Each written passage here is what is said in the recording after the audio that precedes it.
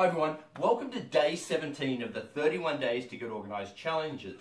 And today's challenge is all about your t-shirts. Now, listen up for a second because this challenge is a little different.